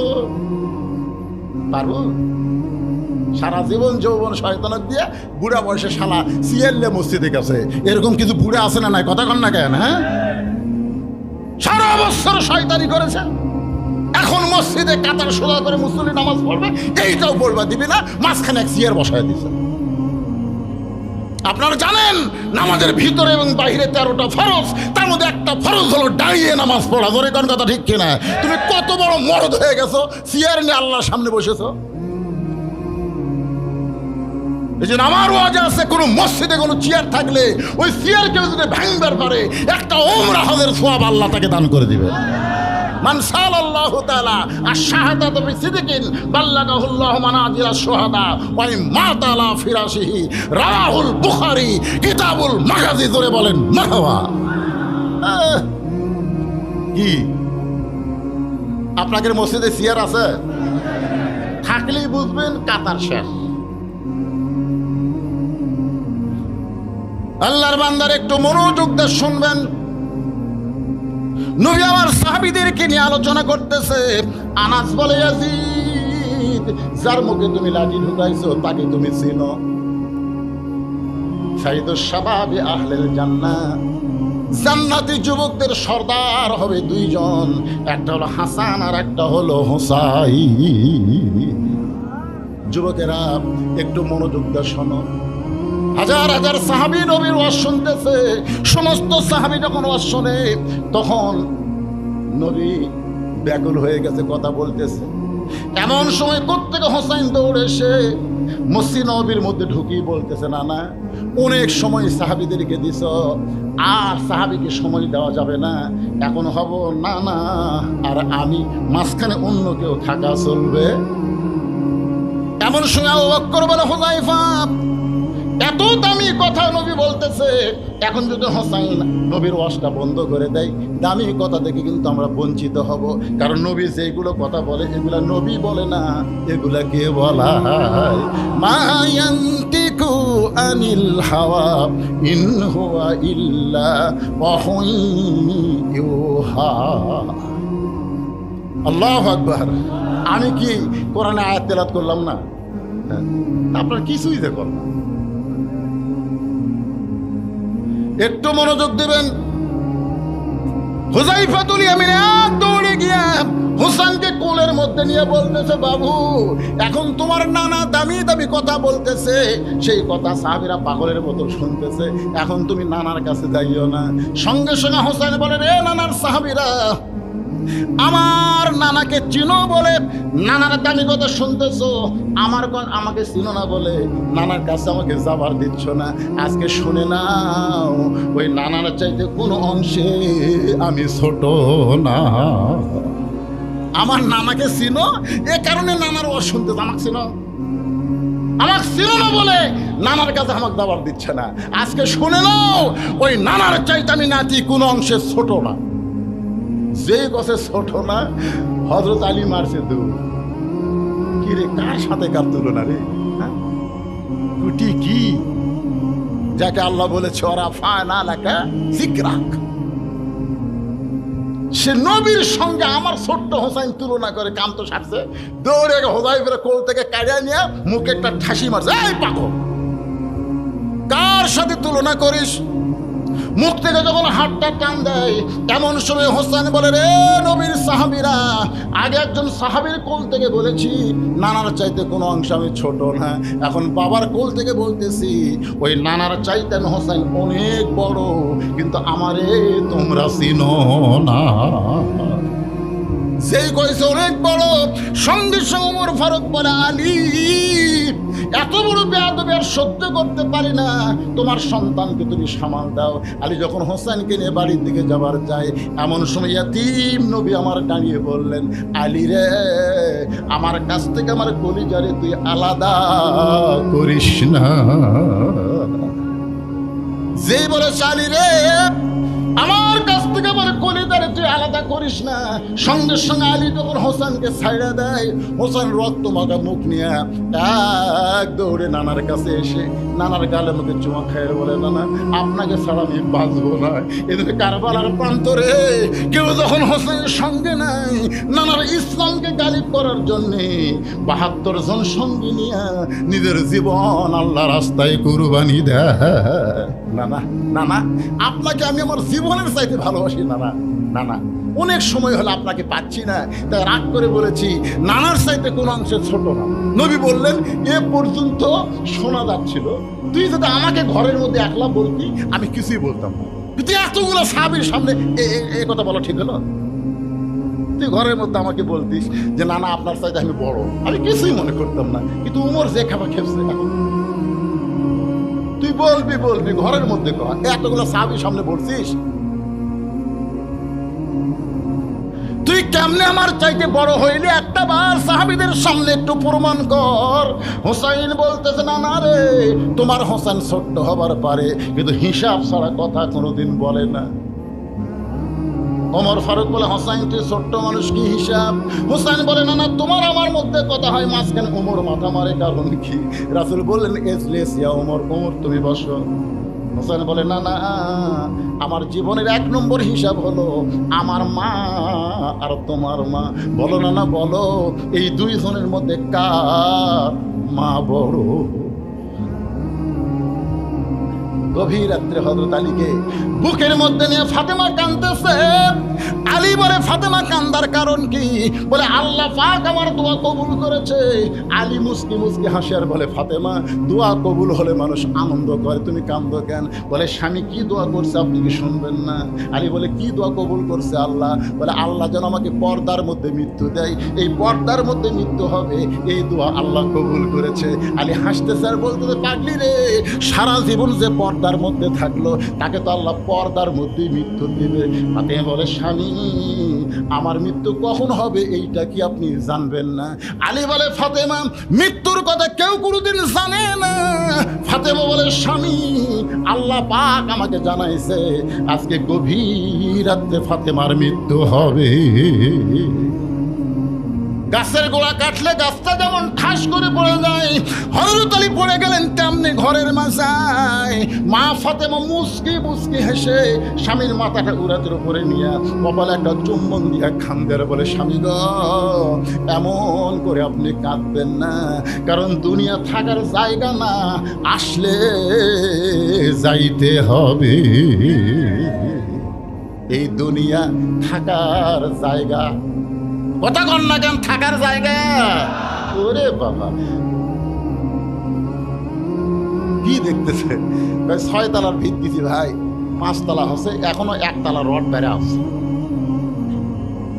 ২ কান্দে ২ ফেরেশতা কয়, শয়তান উপর দিকে না তাকা, নিচের দিকে তাকা, নিচের দিকে তাকা। তুই যতই বিল্ডিং ৬ তলা ৭ তলা বানা, তোর ঠিকানা ৫ তলায় হবে না, তোর জায়গা হবে নিচতলায়। জোরে বলেন কথা ঠিক? নিচতলা মানে কি? কথা কয় না, একটু মনোযোগ দিয়ে শুনবেন। ফাতেমার স্বামী গো, আমি মরে যাওয়ার পর আমার ৩টা চাওয়া আপনাকে গ্রহণ করা লাগবে, ৩টা চাওয়া আপনাকে কবুল করা লাগবে। আলী কান্দার বলে, ফাতেমা গরিব ছিলাম বলে দুনিয়াতে কিছুই চাইলা না, মরার পরে কি চাইবা ফাতেমা? বলে, ১ নম্বর চাওয়া হলো রাতের অন্ধকারে আমাকে দাফন করবেন, পর্দার মধ্যে মৃত্যুবরণ করব, দিনের বেলায় কবর দেবেন চলবে না, রাতের বেলায় আমাকে দাফন করবেন। আমার ২ নম্বর চাওয়া হলো আমার কোনো জানাজার ব্যবস্থা করবেন করবেন না। আলী বলে, ফাতেমা, হাজার হাজার মানুষ তোমার জন্য দোয়া করবে। ফাতেমা কত ভালো। ফাতেমা মুস্কি মুস্কি হাসে আর বলে, লক্ষ মানুষ যদি ফাতেমা বলে ভালো, আর আপনি যদি বলেন ভালো না, ফাতেমার এক তিল পরিমাণ লাভ হবে না। আর দুনিয়ার তামাম মানুষ যদি বলে ফাতেমা খারাপ, আর আপনি যদি বলেন আমার বউ ফাতেমা ভালো, স্বামীর সার্টিফিকেট আল্লাহ 8টা জান্নাতের দরজা খুলে দিবে। ওগো স্বামী, আমার 3 নম্বর চাওয়া হলো, আমার লাশটা খাটনিতে তুলবেন না। কারণ একজন মেয়ের পর্দা কবর দেওয়া পর্যন্ত, মাটি দেওয়া পর্যন্ত, লাশটা খাটনিতে যখন তুলবেন 4 জন পুরুষ মানুষ ফাতেমার লাশ কাঁধে দিবে। এমন পুরুষ আমি ফাতেমা খুঁজে পাইলাম না। আমার বাবা যদি দুনিয়াতে থাকতো, মরা মেয়ের লাশের খাটনি বাবা কাঁধে দিবার পারতো। কিন্তু 6 মাস আগে আমার বাবা আমাকে ছেড়ে চলে গেছে। আমার হাসান হোসেন এত ছোট, মায়ের খাটনি কাঁধে নিবার পারবে না। তাই বাধ্য হয়ে আপনি একা জান্নাতুল বাকির পূর্ব কোণায় সবুজ রঙের একটা বাতি জ্বলতেছে, ওই বাতি বরাবর আমাকে দাফন করে দিবে। বাজান রে, একটু মনোযোগ দিবেন। আপনি যদি আমার কবর খুঁড়তে না পারেন, আপনার বন্ধু কেউ থাকলে তারে বলবেন কবর খুঁড়ে দিতে। আলীর বন্ধু আবু যর গিফারি কবর খুঁড়তে খুঁড়তে কবর থেকে যখন পালায় যায়, ফাতেমার লাশটা কবরে নিয়ে গিয়ে দাফন করার পরে আলী মাটি দিয়ে আল্লাহর কাছে বলতেছে, আল্লাহ আমার ফাতেমা রে তুমি কবুল করে নাও। এই দোয়া করার পরে হযরত আলী তাকায় দেখে সামনে 5-6টা পুরাতন কবর দেখা যায়। এই মাত্র ফাতেমার কবর দিল, সেই নতুন কবর আর দেখার উপায় নাই। গোটা জান্নাতুল বাকি দৌড়ায় আর বলে, ফাতেমার কবর, আমার ফাতেমার কবর নিজের হাতে দিলাম, সেই কবর কোন জায়গায়? আমার ফাতেমার কবর আর কেন খুঁজে পাই না? কে যেন বলে, আলী ফাতেমা পর্দা নিশি, আমি আল্লাহ জোহরা ডিগ্রি দিয়া ফাতেমার কবরটাকে কিয়ামত পর্যন্ত পর্দা করে দিয়েছি। নবী কান্দের বলে, হোসেন রে আমার মা আমিনা জান্নাত পাবে কি পাবে না সেই গ্যারান্টি আমি দিবার পারবো না। আর হোসেনের মা ফাতেমা শুধু জান্নাত পাবে না, জান্নাতি নারীদের নেত্রী হবে। আমার মায়ের চাইতে হোসেনের মা ফাতেমা আল্লাহর কাছে কোটি কোটি গুণ বড়। হোসেন বলে, না না, আচ্ছা ঠিক আছে, মায়ের দিক দিয়ে তো আমি বড় হলাম, তো বাপের দিক দিয়ে?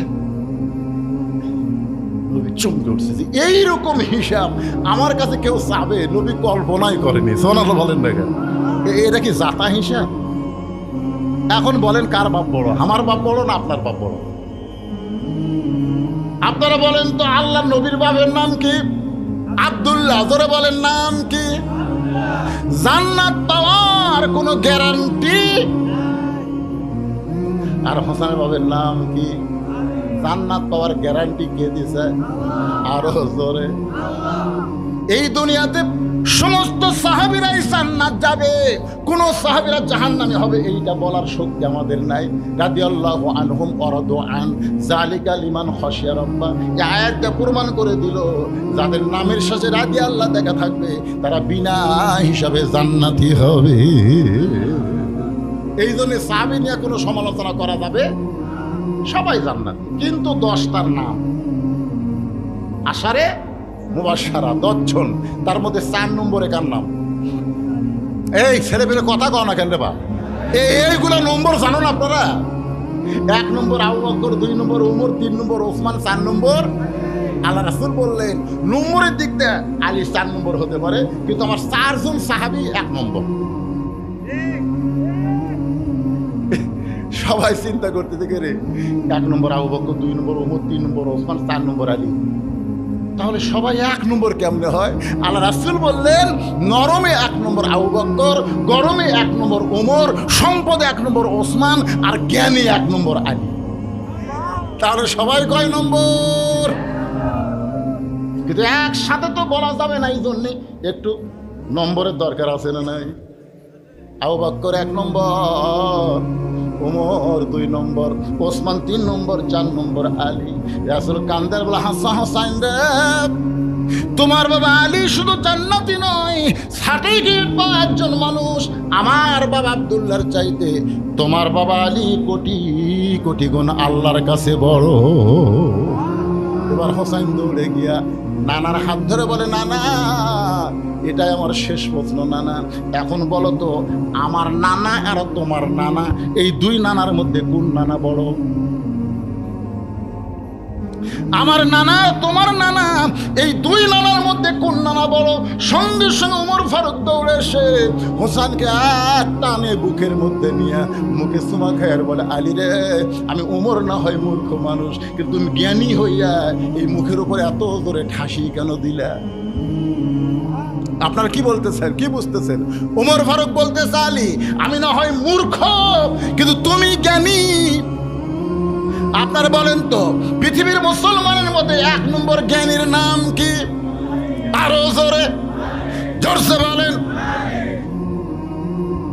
আনা মাদিনাতুল ইলমে ওয়া আলিও বাবুহা। সাহাবীদের নিয়ে রাসূল খাচ্ছেন, রাসূলের পাশে বসে আছেন হযরত আলী। আলীর জ্ঞান দেখার জন্য আলী খুরমা খেজুর খাচ্ছে আর বিচিটা আলীর সামনে রাখতেছে।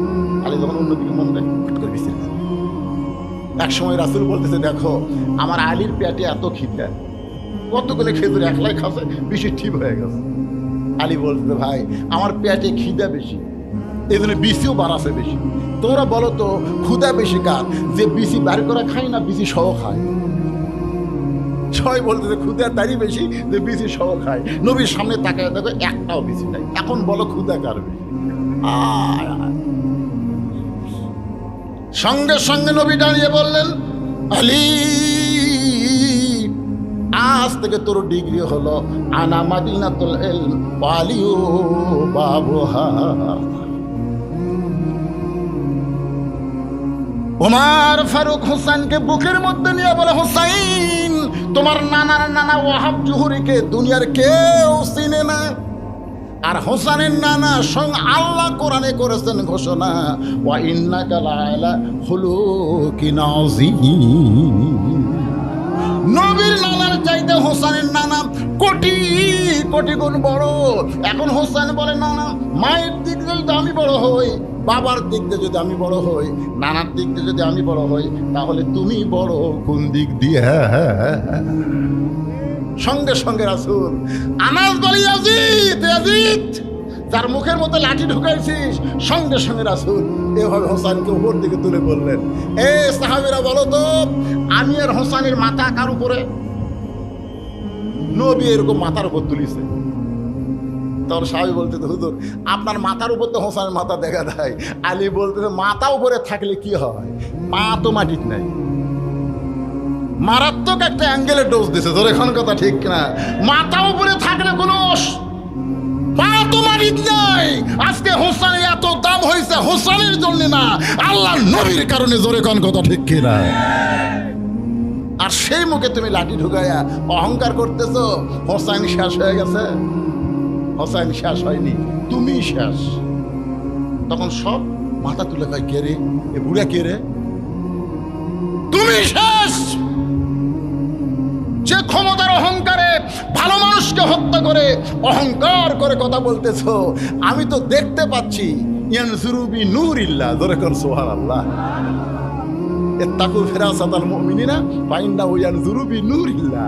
যারা প্রকৃত মুমিন হবে তারা তোমাদের মতন এই ফোঁটা চোখ দিয়ে দেখবে না, তারা যা দেখবে আল্লাহ নূরের সাহায্যে। যেটা দেখেছে আল্লামা সাঈদী, জোরে কোন কথা ঠিক কিনা? তার প্রত্যেকটা কথা 100 ফেলে যাচ্ছে। জোরে কথা কন না, কথা কন না। আপনারা কি মনে করছেন আমাদের মতন এইরকম চোখ দিয়ে দেখছে?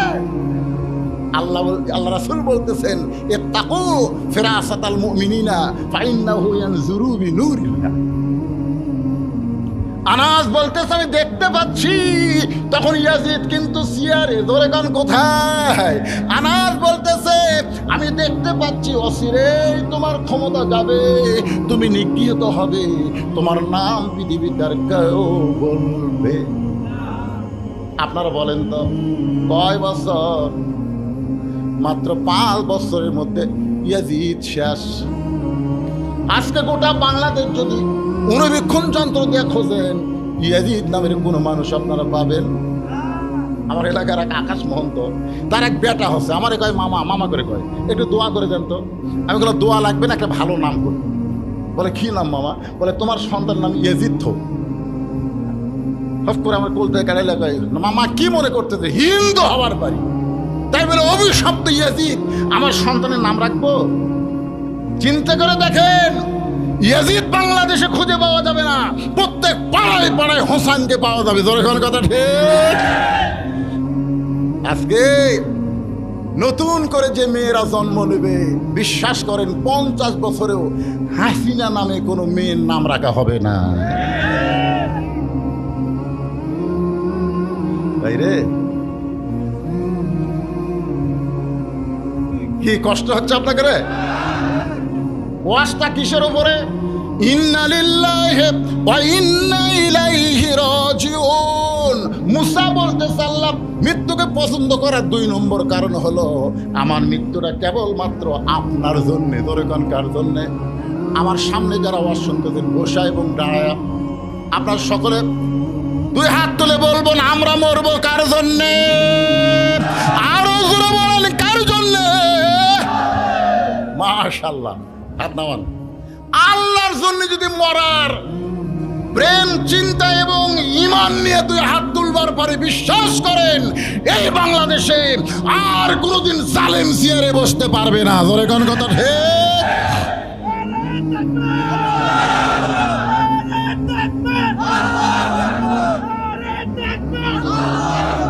আপনারা বলেন বাংলাদেশের মসজিদগুলো কার দখলে আছে? কোন জালেমের দখলে না আলেমের দখলে? কথা কন না কেন? আমার এলাকার হাবিজ সাহেব বলছে হুজুর আজকে আমার জীবন সার্থক। আমি বললাম কেমনে ভাই? আজকে এমপি সাহেব আমার পাশে নামাজ পড়ছে হুজুর। 6 মাস হলে আমার বেতন বাকি, অসুবিধা নেই, কিন্তু এমপি হুজুর আমার পাশে। একটা লোক বললো না এমপি আপনি সামনে যান, আপনি আমাকে নেতা সামনে যান, কারণ সমস্ত চামচারাই জানে আমাকে এমপি ঠিক মতো আল্লাহ আকবার কবার পারে না। জোরে কথা ঠিক রে? কি যে বিপদে ছিলাম ভাই এই 15টা বছর। আর বিজ্ঞাপন পড়তে পড়তে কাম সারা। একটা লুচ্চা, একটা মদখোর, একটা জিনাখোরের নাম বিজ্ঞাপনের প্রথম। জোরে কোন কথা ঠিক কিনা? লুচ্চা। আমি গুরুদাসপুরে এক মাহফিলে দেখেছি, সমস্ত কথা আমার রেকর্ড হচ্ছে। নেতা মদ খাতে খাতে টেজে আসছে, মদ খাতে খাতে। কে যেন কইছে বলেছে রাজাকার, মদ খাই যাচ্ছে। মদের গন্ধে মানুষ অস্থির, কিন্তু নেতার বিরুদ্ধে বলার শক্তি কারো নাই। কি একটা সময় চলে গেছে আমাদের বাংলাদেশে। জোরে কোন কথা ঠিক? ওই সময়কে আবার আনবেন নাকি? এই জন্যে জীবন দেবো কার জন্য? আল্লাহ বলে মুসা মৃত্যুকে পছন্দ করার 3 নম্বর কারণ কি? 3 নম্বর কারণ অত্যন্ত গুরুত্বপূর্ণ, আমি আপনাদের সামনে বলবো। ইন্না লিল্লাহির তাফসীর পুরাপুরি হয়ে যাবে। কারা কারা শুনবেন আল্লাহকে একটু হাত দেখান। লিল্লাহি তাকবীর। আমি ইচ্ছা করলে ওয়াজ টানতে টানতে 1টা পর্যন্ত নিয়ে যাবার পারবো, কিন্তু লাভটা কিছু নাই। কারণ যদি কোনো কারণে ফজরের নামাজটা কাজা হয়ে যায়, এজন্য কোরআনের পাখি আল্লামা সাঈদী হুজুর কোনোদিন 12টা পর্যন্ত ওয়াজ করে নাই। তিনি উঠেছেন 8টার সময়, 10টার মধ্যে মোনাজাত হয়ে যেত। ধরে কোন ঠিক কি না? সাঈদী হুজুরের ওয়াজ শুনে, আল্লামা সাঈদীর ওয়াজ শুনে ফজরের নামাজ নষ্ট হয়েছে এমন কোনো শ্রোতা বলতে পারবে না। কিন্তু আমাদের মতন এই তেল তেলা বক্তার ওয়াজ শুনে বাড়ি যায়, কখন মুয়াজ্জিন আজান দেয়। আমার এলাকার এক মুয়াজ্জিন ওয়াজ শুনবার গেছিল, ওয়াজ শুনে আসে এমন ঘুমাতে ভাই, আজানের সময় মুয়াজ্জিনই চেতন পাই না। যারা ওয়াজ শুনবার যায়নি তারা সব মসজিদে গেছে। তারা মসজিদে গেছে কে রে মুয়াজ্জিন আসেনি কে, মানে ওরকে প্রতিদিন উঠে উঠে একটা অভ্যাস হয়ে গেছে। আজান আর লাগ না, আজান ছাড়াই আর চেতন পাই, উঠে মসজিদে যায় দেখে মুয়াজ্জিনই নাই। আমরা চেতন পেলাম, মুয়াজ্জিন পাই না কেন? সব আস্তে আস্তে মুয়াজ্জিনের বাড়িতে গেছে। মুয়াজ্জিন সাহেব, মুয়াজ্জিন সাহেব। মুয়াজ্জিন বের হয়ে শুন করে বলতেছে কি ভাই? বলে আজান যে হয় নাই, ওয়াজ শুনবার গেছিলাম। ওরা বলতেছে আমরা যাইনি, চেতন পাচ্ছি, আর তুই যাই আছে চেতন পাসনি কি? মুসা আলাইহিস সালাম মৃত্যুকে পছন্দ করার 3 নম্বর কারণ, অত্যন্ত গুরুত্বপূর্ণ কারণ, আমাদের সকলের শুনতেই হবে। দুটা শুনেছি। 1 নম্বর কারণ হলো না মরলে জান্নাতে যাওয়া। বিশ্বাস করেন আপনারা? না মরলে জান্নাতে যাওয়া যাবে? লাইলাতুল মেরাজে নবী আমাদের ইমামতি করছিলেন বাইতুল মুকাদ্দাসে, যে বাইতুল মুকাদ্দাস এখন ইসরায়েলি ইহুদিরা দখল করার পায়তারা করতেছে। জোরে কোন কথা ঠিক কিনা? আপনার বাইতুল মুকাদ্দাস বোঝেন? যে বাইতুল মুকাদ্দাসে আমাদের নবী হয়েছিল ইমাম, আর সমস্ত নবী রাসূল হয়েছিল মুসল্লি।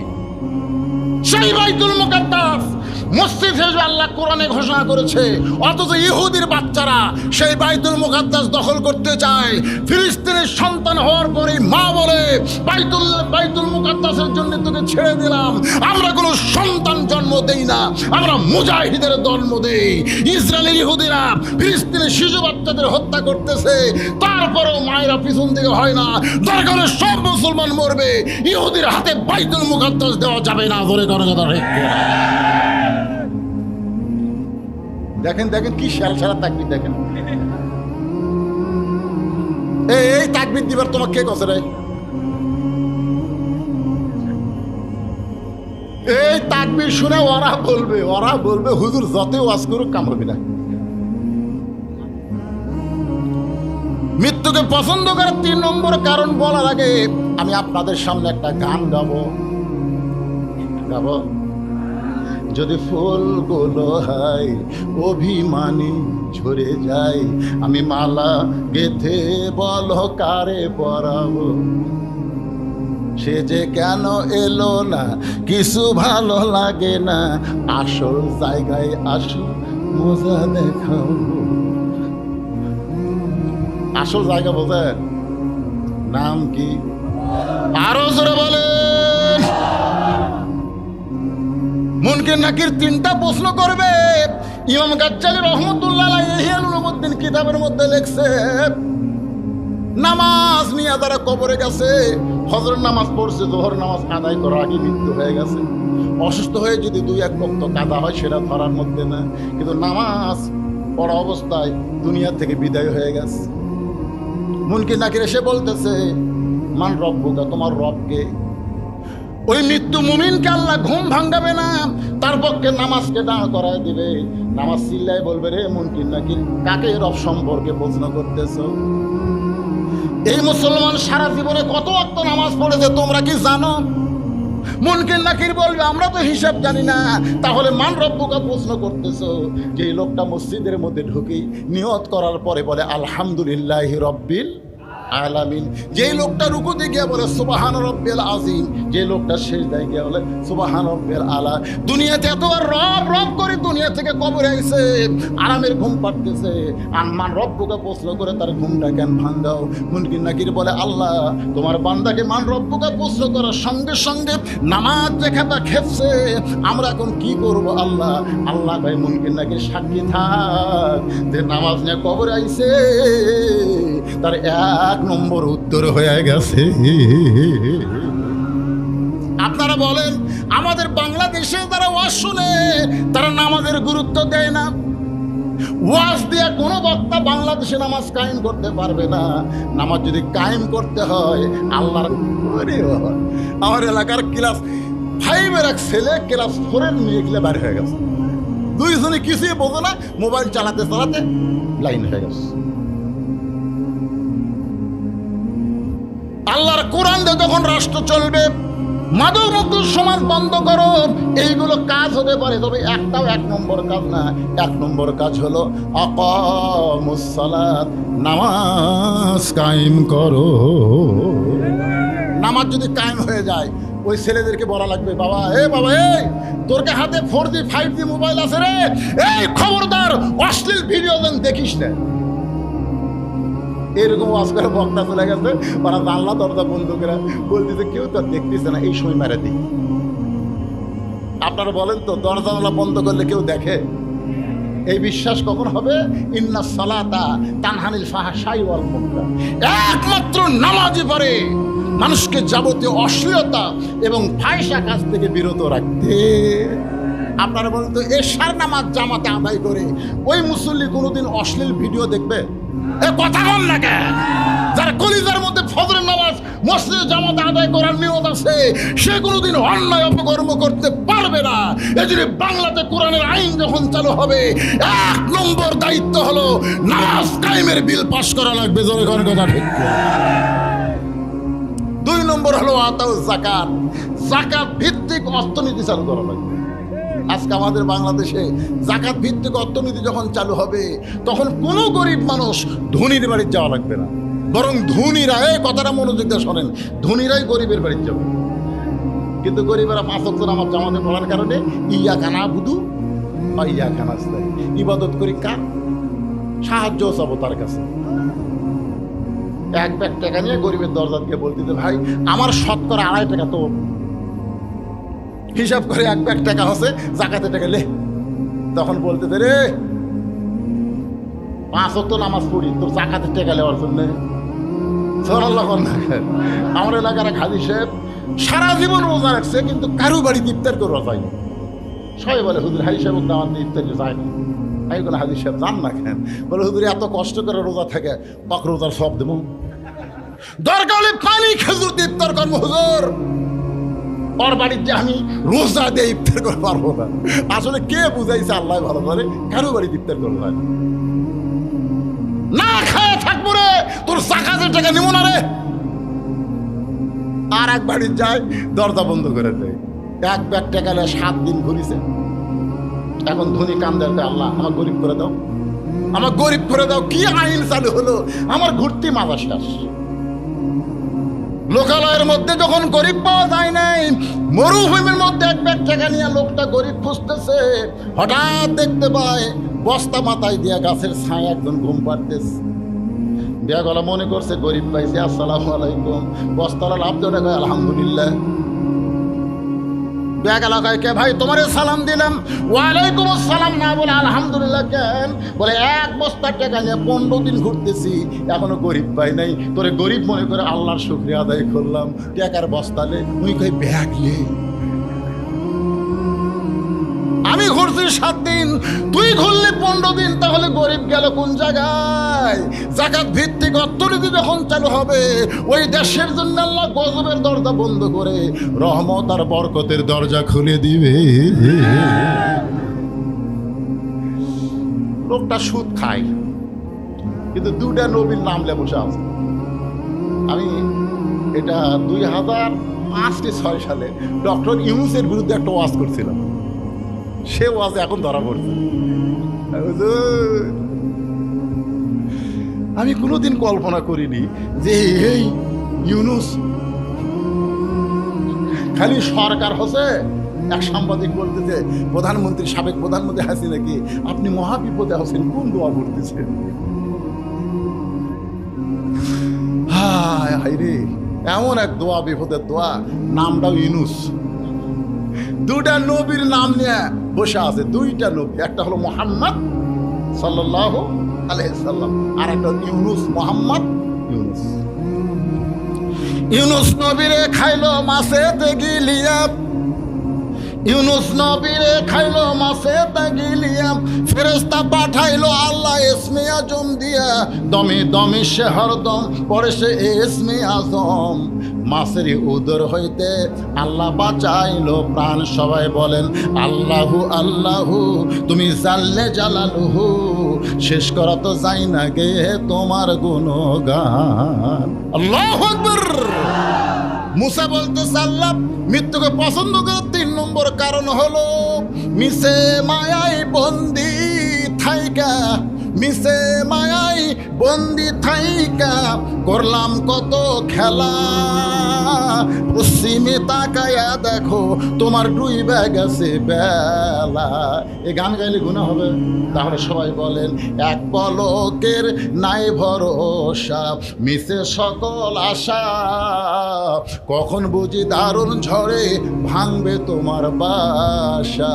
বাল তুসিরুনাল হায়াতাদ দুনিয়া ওয়াল আখিরাতু খায়রুন ওয়া আবকা।